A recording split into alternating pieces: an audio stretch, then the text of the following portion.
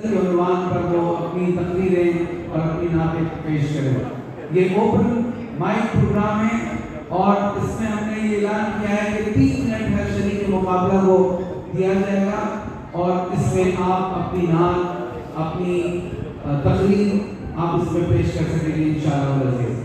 तो बहुत जल्द ये प्रोग्राम जो है वो शुरू होगा। मैं इफ़.बी.ए के तालिब इल्म मोहम्मद एजाज उनसे गुजारिश करता हूँ कि वो आए और तिलावत कलाम पाक से आज की खूबसूरत महफिल का इस बहुत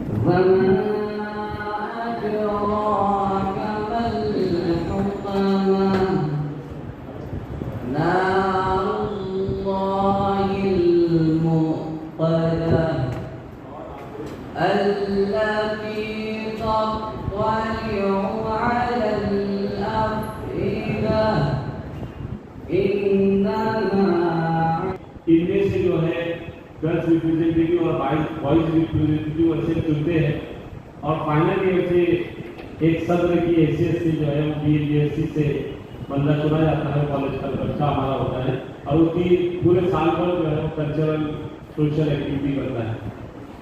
आज का ये प्रोग्राम भी उसी की जो है कड़ी है।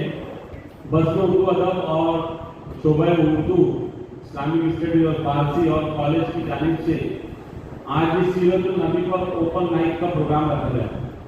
इसके पीछे एक ही मकसद है कि वो बच्चे जो हमारे आका प्यारे नबी आप सल्लल्लाहु अलैहि वसल्लम से मोहब्बत रखते हैं, हमने कोई कंपटीशन नहीं रखा है। कंपटीशन होता है सब तो फिर वहाँ पर फर्स्ट सेकंड थर्ड का मामला आ जाता है।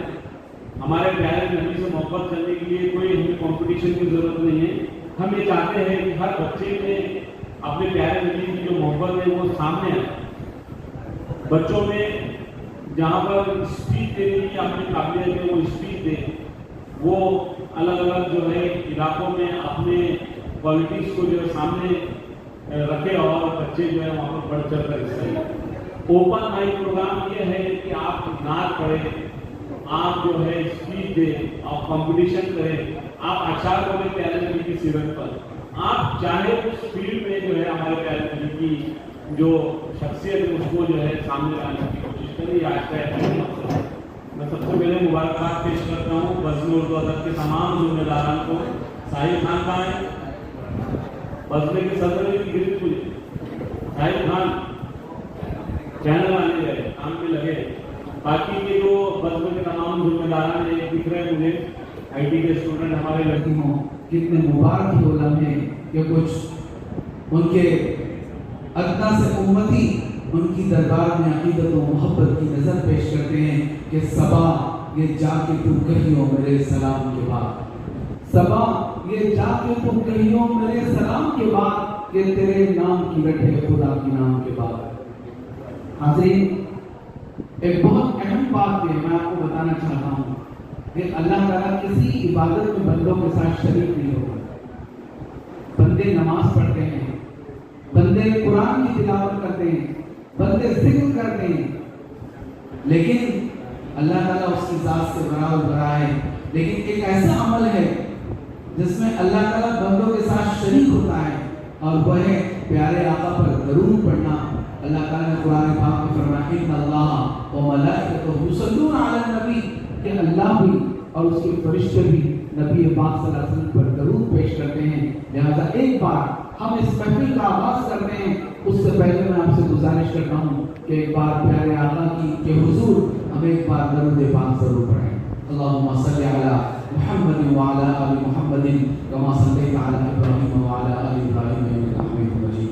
आइए हाज़रीन, इसके बाद मैं मुबश्शिर से गुजारिश करता हूँ कि खूबसूरत सी नात आपके सामने पेश करें। एक ऐसा पास बुलाए तो अजब क्या सुनकर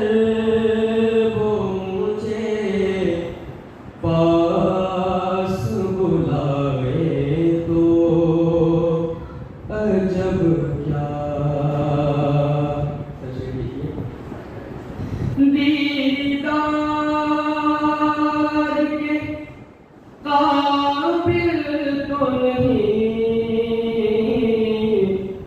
चश्मे तमन्ना, दीदार के काबिल तो नहीं चश्मे तमन्ना, लेकिन वो कभी ख्वाब में आए तो अजब क्या, लेकिन वो कभी ख्वाब में आए तो अजब क्या। उन पर बार बशोयम दहन बनु बमुश्को गुलाब, फारसी का शेर है कि 1000 बार बशोयम दहन बमुश्को गुलाब, हुनूस नाम हुनूस गोयम नाम तू कमाल बेअदबी, कि मैं एक उम्मती आका के दरबार में अर्ज कर रहा है कि ऐ प्यारे नबी सल्लल्लाहु अलैहि वसल्लम, मैं अपनी ज़बान को मुश्क व गुलाब से 1000 बार धोऊं, उसके बावजूद भी मेरी क्या औकात है कि मैं अपना नाम अपनी ज़बान से ले सकूं। तो बयान ये बहुत खूबसूरत महफिल है, प्यारे आका की नाम और आपकी शान व तक़द्दुस के लिए कायम की गई है। मैं समझता हूँ कि इंशाअल्लाह आज हमारे कॉलेज के हीरे हमारे सामने आएंगे। मैंने मुबश्शिर सर को ये जिम्मेदारी दी है कि हमारे इस स्टेज के ओपन स्टेज पर वो तलबा भी आएंगे जिनकी नात सुनकर, जैसे आप मुबश्शिर सर की नात सुनकर बेखुद हुए हैं, इंशाअल्लाह हमारे कुछ तलबा जो हीरा उंगली का एक इशारा जो आका ने कर दिया, उंगली का एक इशारा जो आका ने कर दिया, उंगली का एक इशारा जो आका ने कर दिया, सोना पहाड़ियों से निकलता चला गया, सोना पहाड़ियों से निकलता चला गया, सोना पहाड़ियों से निकलता चला गया, सोना पहाड़ियों से निकलता चला गया। सुन सुन के नाते पाक मचलता चला गया, सुन सुन के नाते पाक मचलता चला गया। और नात सबसे प्यारा अशार समाप्त है। बू जहल बू लहब की दुकान बंद हो गई, बू जहल बू लहब की दुकान बंद हो गई, बू जहल बू लहब की दुकान बंद हो गई। ये कुरान कहता है फल्लाह बदरत मिनहु 17 आईना। अजीज साथियों, हकीकत ये है कि अगर सारी दुनिया के अल्फाज भी जमा कर लिए जाए तब भी हम सीरत मुस्तफा को बयान नहीं कर सकते। The truly words are too limited to describe the unlimited beauty of the Prophet sallallahu alaihi wasallam। अजीज सामीन, शायद इसी कैफियत को शायर ने बड़े ही खूबसूरत अंदाज में भी बयान किया है कि बलगल उला की कमालिही कशफत तुजा की जमालिही अदुल जमीउ फिसालिही सल्लु अलैहि व आलिही। यही वजह है कि हम सबको लाजिम है कि सीरत मोहम्मद सल्लल्लाहु अलैहि वसल्लम पर अमल करें और अपने आपकी तालीमात के मुताबिक अपनी जिंदगी को ढालें और हुजूर सल्लल्लाहु अलैहि वसल्लम के नक्शे कदम पर चलने की तौफीक अता फरमाएं। अल्लाह ताला से दुआ है कि हमें शिफाअत मोहम्मद सल्लल्लाहु अलैहि वसल्लम नसीब फरमाए। वाक़िअ दाना अल्हम्दुलिल्लाहि रब्बिल आलमीन।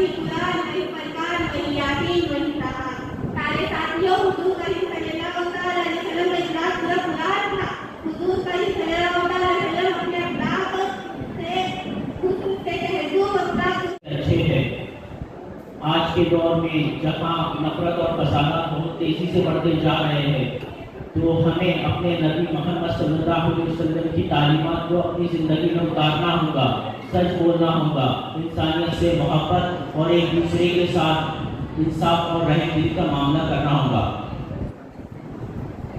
ईद मिलादुन्नबी सल्लल्लाहु अलैहि वसल्लम हमें ये पैगाम देती है कि हम ना सिर्फ जश्न मनाएं, बल्कि अपने नबी मोहम्मद सल्लल्लाहु अलैहि वसल्लम के अखलाक और सुन्नत को भी अपनाएं। यही असल इजहार मोहब्बत है।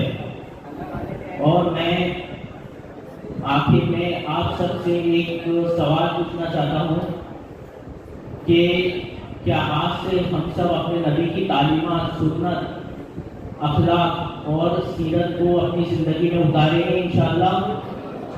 जो भी मुझसे एग्री करता है वो अपना हाथ उठाकर इंशाअल्लाह बोलिए माशाअल्लाह। और आखिर में मैं अपने तमाम टीचर्स का तहे दिल से शुक्रिया अदा करना चाहता हूँ जिन्होंने मुझे स्टेज पे आने का मौका दिया, आपके सामने अपनी बात को रखने का मौका दिया। और मैं आप सबका भी शुक्रिया अदा करता हूँ। मुझे नहीं की, क्या हमने इस महीने में कभी सीरत पढ़ने की कोशिश की? नहीं की। क्यों? क्योंकि हमारा मुताला कमजोर है। आज आप देख लीजिए कि आज जो उम्मत मुसलमान का हाल है वो ये इसलिए है क्योंकि उसने रसूलुल्लाह सल्लल्लाहु अलैहि वसल्लम के तरीके को छोड़ा, उसने रसूलुल्लाह सल्लल्लाहु अलैहि वसल्लम की सुन्नतों को छोड़ा। आज इस दौर में जो आज जमाना जी रहा है बड़ा गफलत वाला जमाना है। आज इस दौर में फिक्र फसाद का जमाना है। नबी पाक सल्लल्लाहु अलैहि वसल्लम ने इस उम्मत के लिए तारीख में पत्थर खाए। नबी पाक सल्लल्लाहु अलैहि वसल्लम ने अपने जब इस दुनिया से पर्दा फरमा रहे थे तब उनके जहनों तब उसके फरिश्तों को तकलीफ हुई, तो फरिश्तों से उनको पूछा क्या ये तकलीफ मेरी उम्मत को भी होगी? तो मोहम्मद अरबी सल्लल्लाहु अलैहि वसल्लम ने कहा ये फरिश्तों ने कहा कि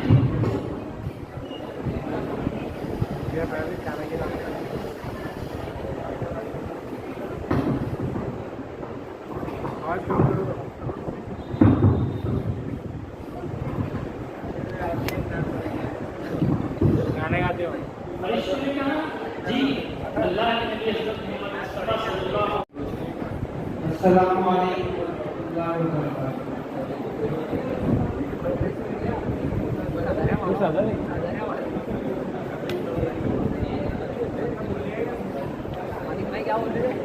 मैं आपके सामने नात के दो दूसरे पेश करना चाह रहा हूँ।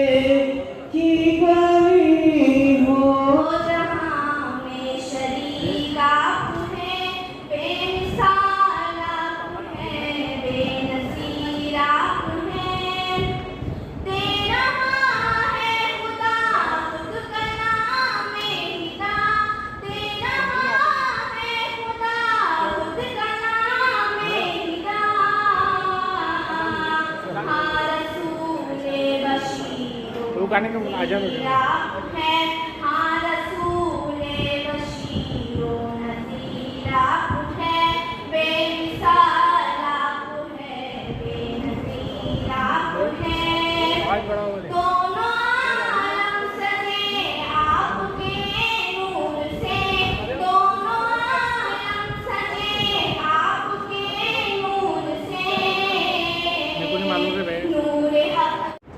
दूसरा रेस्पेक्टफुल दर्जा अगर कोई है तो मौलवी। हदीस तलवार पहले बात याद रखिए, आपके रिश्तेदार, खुदा न खास्ता आपके आसपास, आपके अहले खानदान में ऐसे लोग भी होंगे जो आपकी तरक्की से जलते होंगे। आपके मिलने जुलने वालों में ऐसे लोग भी नजर आएंगे जो आपको तरक्की पसंद नहीं करते, आपकी तरक्की उनको पसंद नहीं आती। वो आपको हमेशा दौलत के एतबार से भी पीछे रखना चाहते हैं, इज्जत के एतबार से पीछे रखना चाहते हैं। दुनिया में सिर्फ एक शख्सियत है जो ये चाहती है कि मेरे बच्चे, मैं टीचर हूं, मेरे बच्चे मुझसे बढ़कर कलेक्टर, डीएसपी बने, प्रोफेसर बने, बड़े इंसान बने। वो चाहने वाली शख्सियत सिर्फ मौलवी और कोई लालच नहीं। कोई ऐसा है जो डॉक्टर बनने के बाद में 10% ऑफ इनकम अपने उस्ताद को मिला के देता है, तो वो भी जवाब से कोई तवक्को नहीं करते। तो अजीज तलवार तालिबात उस्तादों की इज्जत है। अपने सबसे पहले स्कूल आपकी माँ की गोद है, वो आपको कैरेक्टर दिखाती है, सच बोलना सिखाती है। स्कूल में आकर आप ABCD और अलिफ से सीख जाएंगे, तो इस कैरेक्टर बिल्डिंग का काम माँ करती है। वो आपकी सबसे पहली स्कूल है। अगर माँ की गोद की स्कूल गलत हो गई तो बच्चा कितनी डिग्रियां ले ले, वो तालीम याफ्ता हो सकता है लेकिन तरबियत याफ्ता नहीं हो सकता। अकबर इलाहाबादी ने कहा है कि हम ऐसी डिग्रियों को, हम ऐसी किताबों को काबिल ज़ब्ती समझते हैं जिसे पढ़कर बच्चे बाप को सख्ती समझते हैं। याद रखिए, ये स्कूलों के टीचर, चाहे माँ हो बाप, चाहे आपको कोई नसीहत करने वाला हो, उसको गले लगाए। ये उम्र है, ये उम्र है, ये नस्ल, we are book for death. एक उम्र के बाद इंसान को मरना है, मरने की कोई उम्र का तय्युम नहीं है। हर नफ्स को मौत का मदद करता है, वो एक सांस का, एक दिन का, एक साल का, 100 साल का, 50 साल का हो सकता है। लेकिन बुढ़ापे की तरफ बढ़ने वाले इंसान अक्सर कहते हैं कि अब हम तो चले, अब तुम्हारे हाथ के वतन था। हम ऐसा चाहते हैं कि हमारे बच्चे, हमारी बच्चियां इस तरीके से बाअखलाक बने कि मरने के पहले दिल पर बोझ न रहे कि हम ऐसे बच्चों के हाथ में, ऐसे नौजवान नस्ल के हाथ में कौम की बागडोर देके जा रहे हैं, जो बाकिरदार होगी, जो बाअखलाक होगी, जो बड़ों का रेस्पेक्ट करती होगी, जो समाज के मसाइल के लिए अपने आप को झोंकने वाले होंगे। मैंने परसों एक बहुत बड़े आलिम की तकरीर सुनी। वजीफे पढ़ना, सब पढ़ते हैं वजीफे, सब कोई पढ़ता है, तो वजीफे पढ़ते हैं, अल्लाह से दुआ करते हैं। मुख्तलिफ वजीफात की अलग अलग तासीर है। मौलाना ने कहा कि अमली वजीफा भी याद रखो क्या है। अलवी वजीफा उन्होंने कहा कि ये है कि जो इंसान दूसरे इंसानों की मदद करने के लिए निकलता है, अल्लाह उसकी मदद करता है, उसको अपने घर वालों की मदद करने की बात। बहुत खुश हुआ कि आप दूसरों की मदद करने के लिए